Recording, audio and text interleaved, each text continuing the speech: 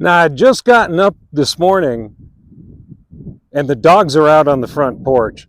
And the Canaan, she starts barking like crazy, which is very unusual for her. So I walk out front and I look, and I'm not seeing a thing, but she is staring southeast, which is kind of in the area that I'm at right now. And I can't see what she's barking at, but obviously there's something she's none too pleased with. So I got to walk around here. Well, I don't have to, I'm going to, because I suspect that there's a coyote running around this area. And from my front porch, well, we're looking at 60 to maybe 100-yard shot.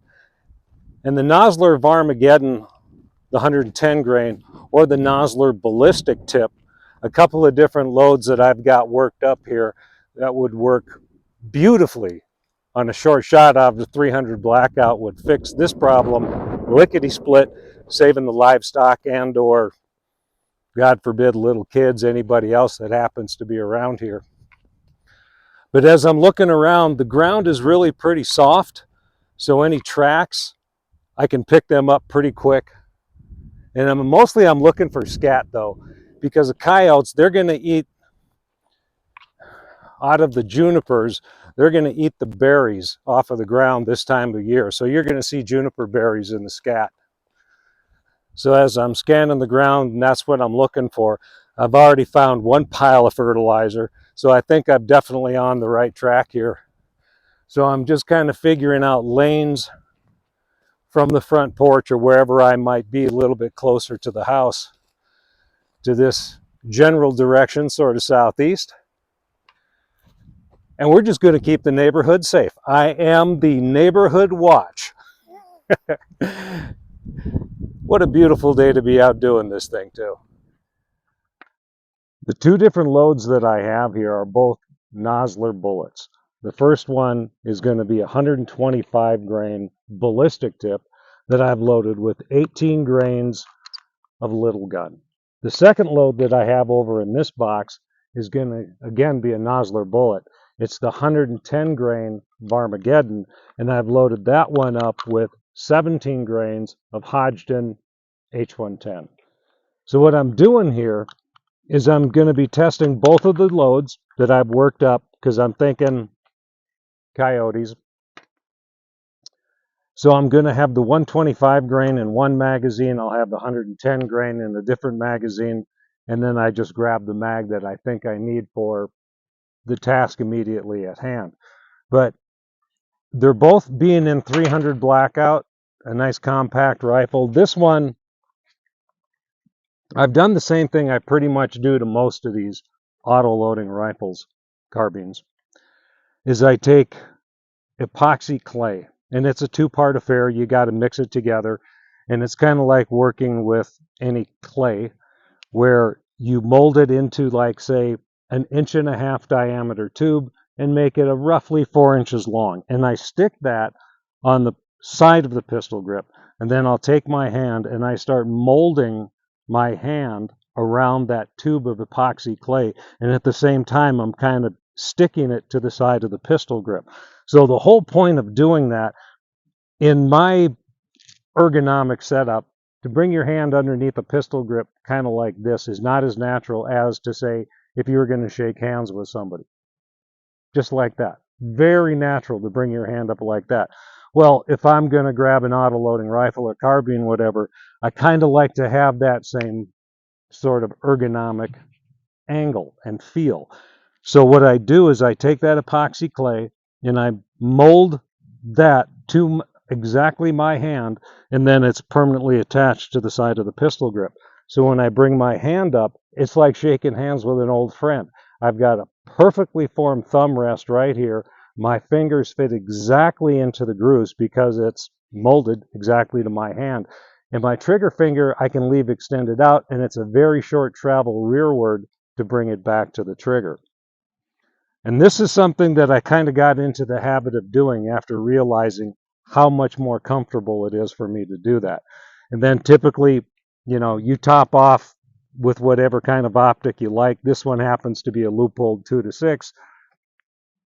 So I'm going to test out these two different loads today And the idea being, I want to make sure that not only they're going to cycle in the gun just fine, but also they're going to same point of aim, point of impact, or reasonably close to the same point of impact with the same hold at any given distance. Now, what I've got in mind here is the dogs on the porch barking and looking specifically southeast, kind of back over towards that direction. And early this morning, I'm thinking it might have been a coyote, could have been something else, but I'm out looking for sign. And then, okay, if this is what I'm dealing with, I can tailor exactly what I've got to the task at hand. So I've got, in a relatively short shot, for me it could be 60, 70 yards, maybe as long as 100-ish, somewhere in there. But to just be able to grab something and very quickly do this, and with whatever magazine that I happen to think would be the appropriate one for the task at hand, this is kind of what I've got in mind. So I'm going to make sure that they're going to shoot relatively same point of aim, point of impact. Let's have some fun. Now I'm happy with the way this thing is shooting. So I'm going to do just a few more here of the 125 grainers, and then I'm going to switch over to the 110 grain, and we're going to make a comparison here. Now well, here, let me show you this right now while I'm thinking of it.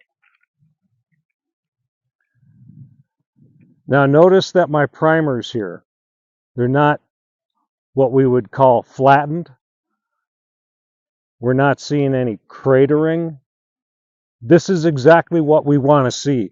So when the casings are ejecting from the gun, they're going out, kind of off to the side. You don't want them dribbling forward. You don't want them kind of kicking out all over the place. They need to go where your gas port is appropriately getting the amount of juice that it needs in order to get these things to cycle appropriately. And that's what we're doing here. Now I'm going to put 3 more in the mag, going to run that down range, and then I'm going to switch over to the 110 grainers and just do a comparison to make sure that the point of aim, point of impact is going to be close enough so I can just grab this magazine full of 110s, that magazine full of 125s for the specific task that I have in front of me.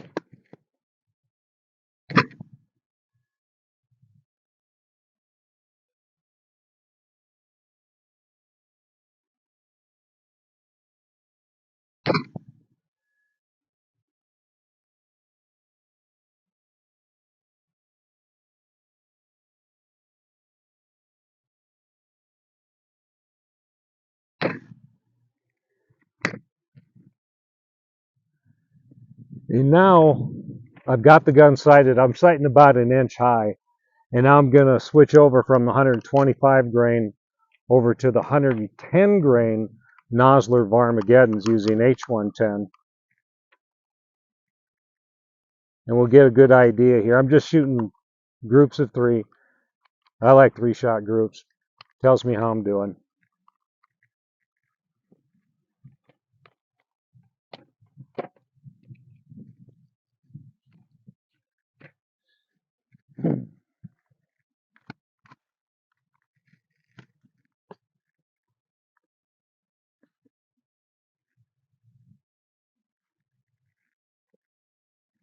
Man, I am getting that glare exactly where I don't want it.